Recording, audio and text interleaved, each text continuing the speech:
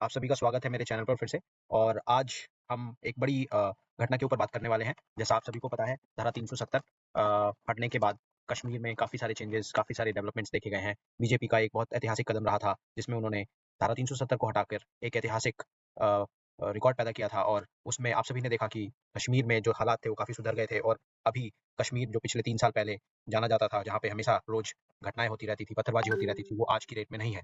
तो चलिए चलते हैं और शुरुआत करते हैं आज इस मुद्दे के ऊपर, जो बहुत ही काफ़ी अहम मुद्दा है। और हम लोग इसके ऊपर आगे बात करेंगे।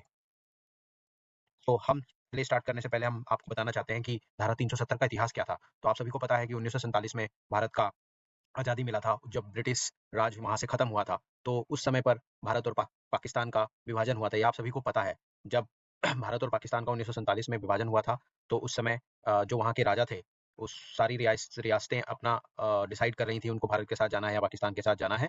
तो उस समय वहाँ के जो राजा थे कश्मीर के, उनका नाम था महाराजा हरि सिंह।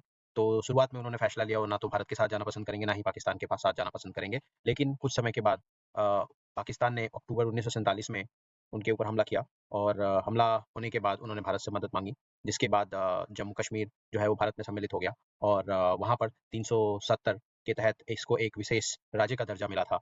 और जो अन्य भारत के राज्यों से उसको अलग करता है। आप सभी को पता है कि धारा 370 से पहले बहुत सारे स्पेशल अधिकार थे, जो जम्मू एंड कश्मीर टेरिटरी को मिले हुए थे।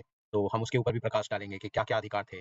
तो अगर हम बात करें, तो धारा 370 का जब प्रावधान था, तो उस समय जम्मू एंड कश्मीर के लोगों को एक अलग से विशेष अधिकार मिले हुए थे। और यही नहीं, इसके अलावा जम्मू एंड कश्मीर के लोगों के पास एक अलग से व्यवस्था थी, जहाँ पे उनका खुद का फ्लैग था, उनका खुद का संविधान था। तो ये सारी चीज़ें थी। तो हम जो मुख्य पॉइंट है, हम उस पे बात करेंगे। तो सबसे पहला अगर हम बात करें, तो उनका अलग से संविधान था। वहाँ के राज्य के जो नागरिक थे, उनको विशेष अधिकार मिले हुए थे, जो भारत के अन्य नागरिकों से अलग थे। और अगर मैं मुख्य रूप से अधिकार की बात करूँ, तो भारत का कोई और व्यक्ति जो कश्मीर से नहीं है, वहाँ पर संपत्ति नहीं खरीद सकता था। इसके अलावा जो केंद्रीय सरकार है, उनका भी बहुत ही लिमिटेड राइट्स होते थे वहाँ की डिसीजन मेकिंग में। वहाँ की जो चुनी हुई सरकार होती थी, वही उस पर सारे निर्णय लेती थी। तो ये सारे अधिक अधिकार के रूप में धारा 370 की वजह से जम्मू एंड कश्मीर को मिले हुए थे। और अगर केंद्र सरकार की हम बात करें, तो वहाँ पे खाली डिफेंस है, फॉरेन मिनिस्ट्री है और कम्युनिकेशन है। ये 3-4 मिनिस्ट्री थी, जिस पर भारतीय सरकार का, केंद्रीय सरकार का पूर्णतः रूप से अधिकार था। बाकी किसी चीज़ में भारत सरकार का कुछ अधिकार नहीं था। वहाँ पर लोग जो वहाँ के विधानसभा थी, उसी के बेस पर सारा निर्णय लिया जाता था। इन्हीं सब प्रावधानों के चलते जम्मू एंड कश्मीर को एक अलग से विशेष योग्यता मिली हुई थी, और एक विशेष राइट्स मिले हुए थे। तो हम आगे चलते हैं और बात करते हैं। इसमें एक चीज़ और आती है, जिसके बारे में आप शायद जानते होंगे, जिसका नाम है अनुच्छेद 35 ए। तो ये भी एक विशेष अधिकार देता है, जहाँ वहाँ के नागरिकों को, वहाँ में 35 ए के अनुसार वहाँ पे प्रॉपर्टी खरीदना, सरकारी नौकरियाँ करना। और ये सारे अधिकार ओनली ओनली कश्मीर के लोगों के लिए ही बने हुए थे। तो ये एक स्पेशल राइट्स थे उन लोगों के लिए, जो वहाँ का स्पेशल जो कॉन्स्टिट्यूशन था, उसकी वजह से उनको ये सभी राइट्स मिले हुए थे।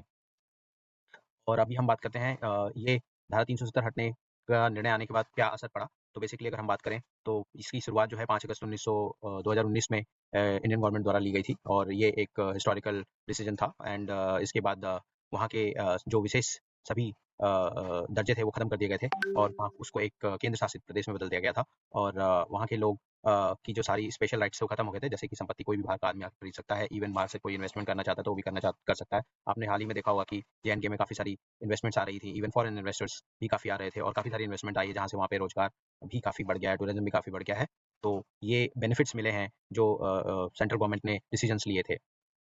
तो एक ये अच्छा कदम था। इसके अलावा अगर हम बात करें, तो अगर अभी वर्तमान की जो स्थिति चल रही है, उसमें काफ़ी टाइम के बाद इलेक्शन हुआ है। इलेक्शन होने के बाद वहाँ पे गवर्नमेंट फॉर्म हुई है। और अभी गवर्नमेंट फॉर्म होने के बाद हाउस में जो डिस्कशन चले, उसमें सबसे पहला यही मुद्दा उठा था कि इसको हटाना है, और 370 और 35 ए को फिर से वापस से बहाल करना है। और इस बहाल करने के लिए विधानसभा में कई सारी डिस्कशंस हुई। और उसमें डिस्कशंस चालू हुए, बट वो काफ़ी सक्सेसफुल नहीं हुए, क्योंकि विपक्ष के नेताओं ने इसके ऊपर फिर से आवाज़ उठाया। और ये आपको ये भी बता दें कि कुछ दल हैं, जिन्होंने अ इसको हटाने के लिए सुप्रीम कोर्ट में भी याचिका दायर की थी। और लेकिन सुप्रीम कोर्ट ने इसको नकार दिया, क्योंकि केंद्र सरकार का इस मुद्दे पर बिल्कुल स्पष्ट पक्ष था कि वो धारा 370 नहीं हटा सकते हैं, और दोबारा लागू भी नहीं हो सकती है। और ये सुप्रीम कोर्ट ने इसको पूरे अच्छे तरीके से रिव्यू किया, और माननीय सुप्रीम कोर्ट ने रिव्यू करने के बाद इस याचिका को खारिज कर दिया था।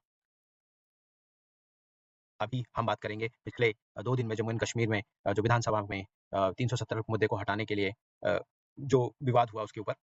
तो अगर हम बात करें तो बेसिकली इसमें विपक्षी दल के नेताओं ने काफ़ी नाराज़गी जताते हुए सदन में काफ़ी तीखी बहस की, और बहस होने के बाद अ, असंवैधानिक तरीके से, मैं तो यही बोलना चाहूँगा, क्योंकि संविधान में हमारा कहीं भी ऐसा प्रावधान नहीं है जहाँ हम एक विपक्ष के नेताओं को फ़ोर्सफुली उठाकर बाहर फेंक दें।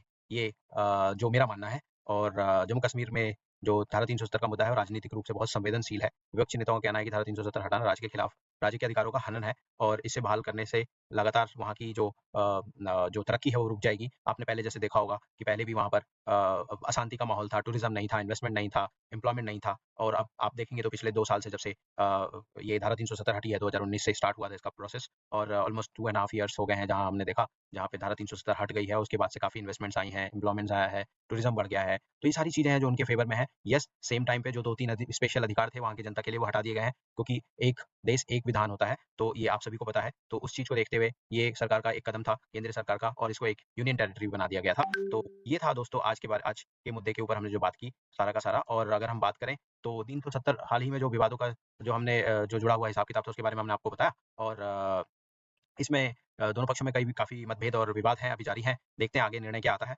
और हम सबकी निगाहें उस पर टिकी हुई हैं। आप मेरे साथ बने रहिए। मैं आपको जैसे ही जो भी इस पे अपडेट होगा, मैं ऑफ कोर्स वीडियो बनाकर इसमें आपके साथ साझा करूँगा। मैं उम्मीद करता हूँ कि आपको यह जानकारी पसंद आई होगी। अगर आपके मन में कोई भी सवाल है, तो आप कमेंट करके मुझे बता सकते हैं, और अगर अभी तक आपने मेरे चैनल को सब्सक्राइब नहीं किया है, तो आप प्लीज़ सब्सक्राइब करिए, ताकि हम आपके लिए ऐसी रोचक वीडियो, जानकारी भरी वीडियोज़ बनाते रहें। जय हिंद, जय भारत। धन्यवाद।